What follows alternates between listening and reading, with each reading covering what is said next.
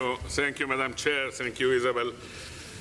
Let me first of all thank, on behalf of our Assembly and our working group, the speakers we've just heard this morning and yesterday and Friday.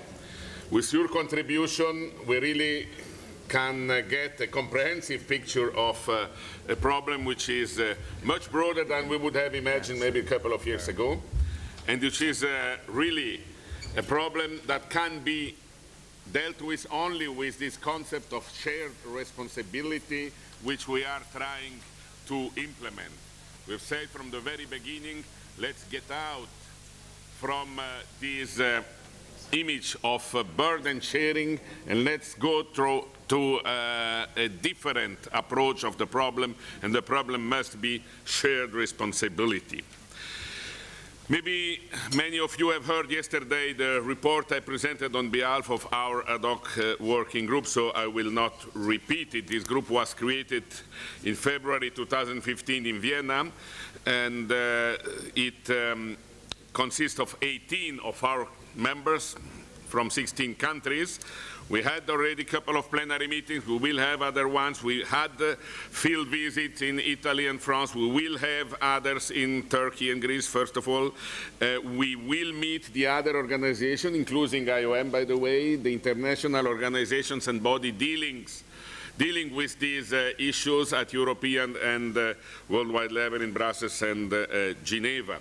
Our goal is to come to our summer meeting in Minsk 2017 with a final report, a final catalogue of proposals, of measures we would like to propose the Assembly for attention of our member parliaments and of course the international bodies. Before Minsk, of course, there is one important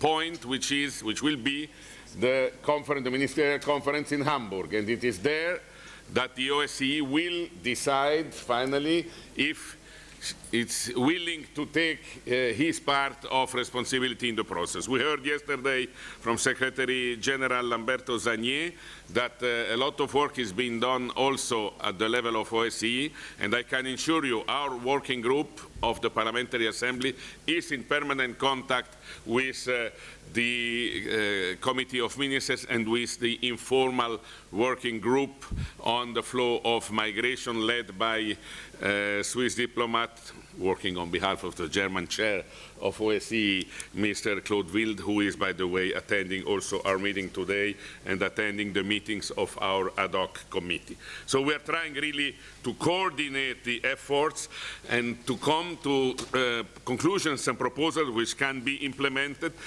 And these conclusions, we know already, will mean that there is a need of more means, there is a need of more resources.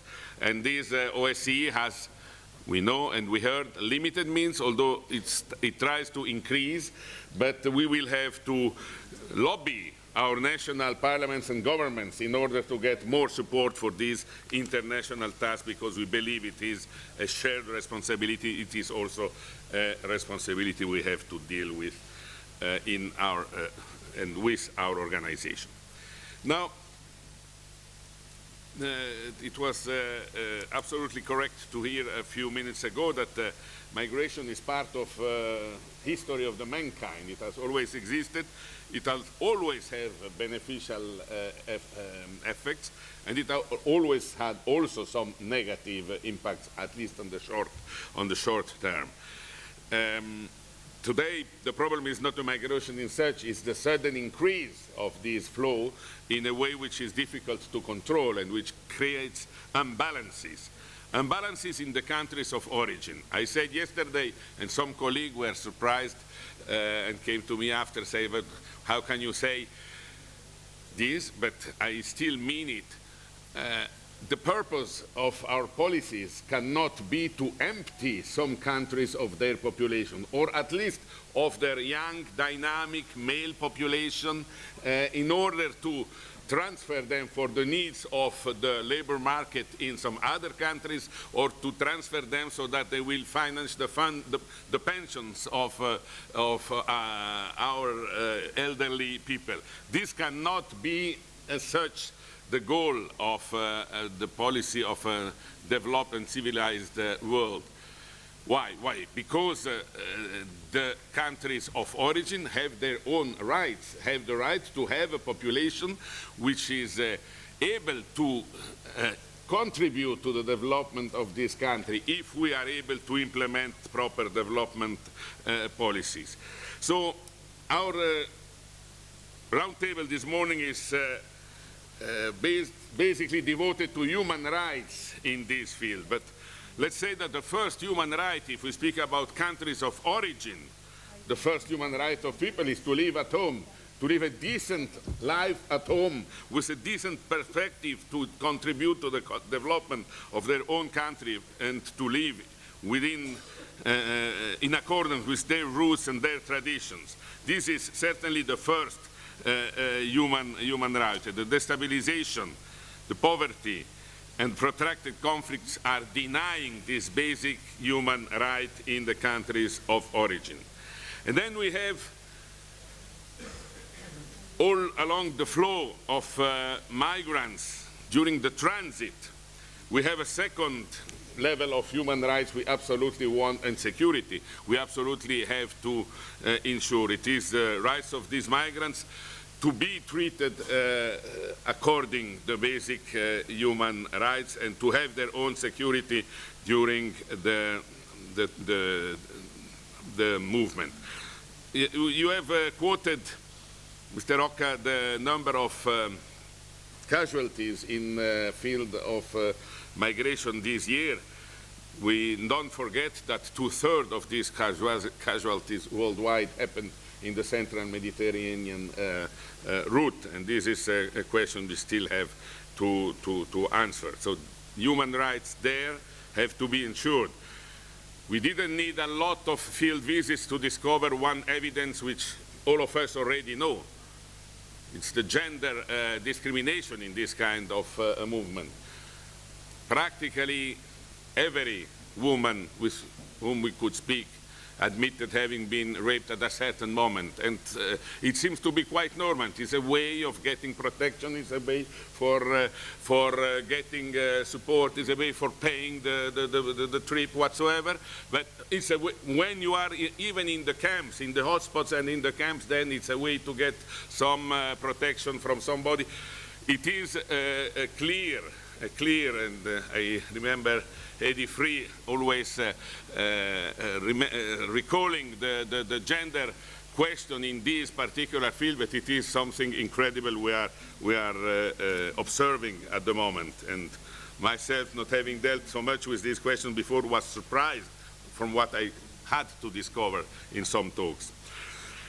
Then we have to combat in this field with a much higher determination all the human trafficking around this migration phenomenon.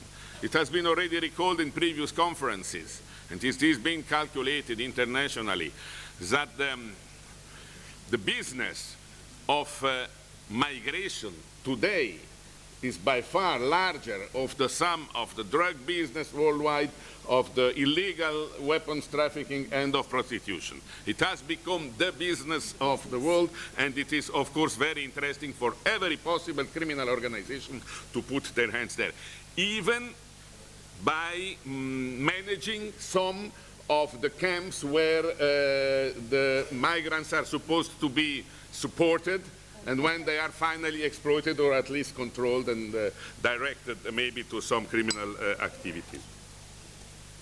And then we have the question of human rights in the countries of destination.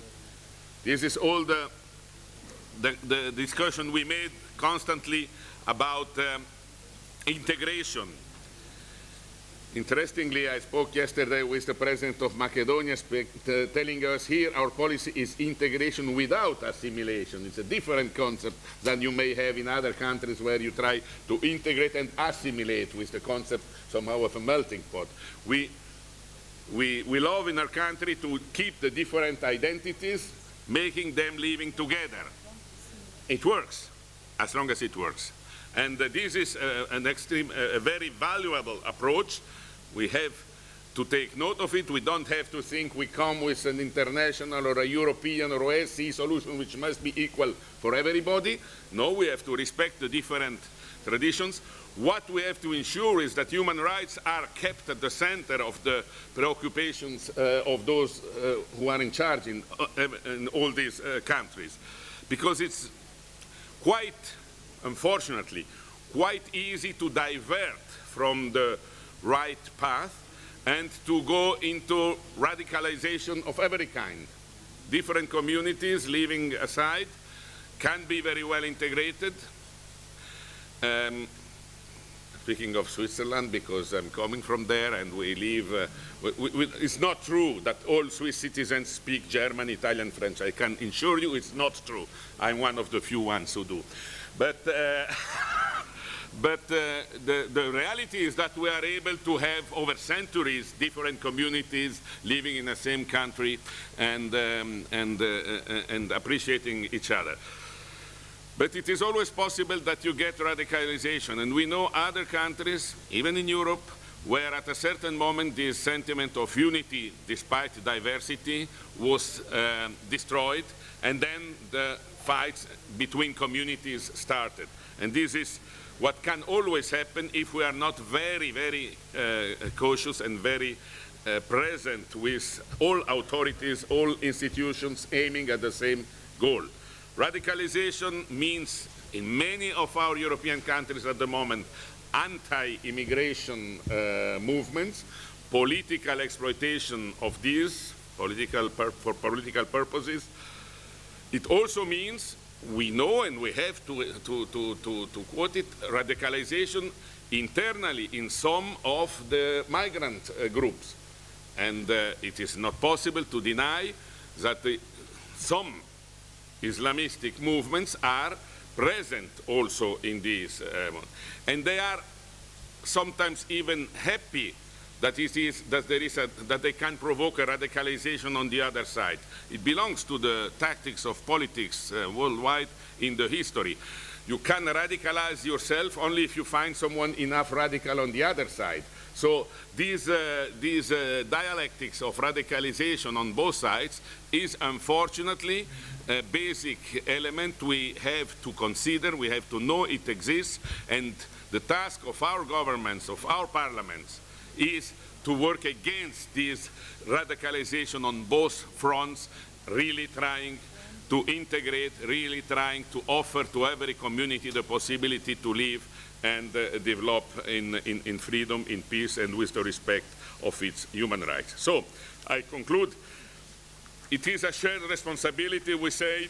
It is a shared responsibility of many countries, of all OSCE participating states, to work together for the stabilization of the situation and against destabilization in many countries, for peace processes against protracted conflicts, for development projects against poverty. It is our duty to support neighboring countries of the countries of origin of many migrants so that it is possible for them, when situation has been re-stabilized, to come back easier to their country of origin. But this kind of support need a strong solidarity, need solidarity of all the other countries who have to put the means at the disposal of these neighboring countries. And finally, it is a joint shared responsibility to make routes more sure, to make the integration processes more effective and more workable. I thank you for your attention, and your working group on ad hoc committee, on migration will go on working and will present his report finally in Minsk to this assembly. Thank you. Thank you. thank you, Filippo, for your work, and I hope that in the Ministerial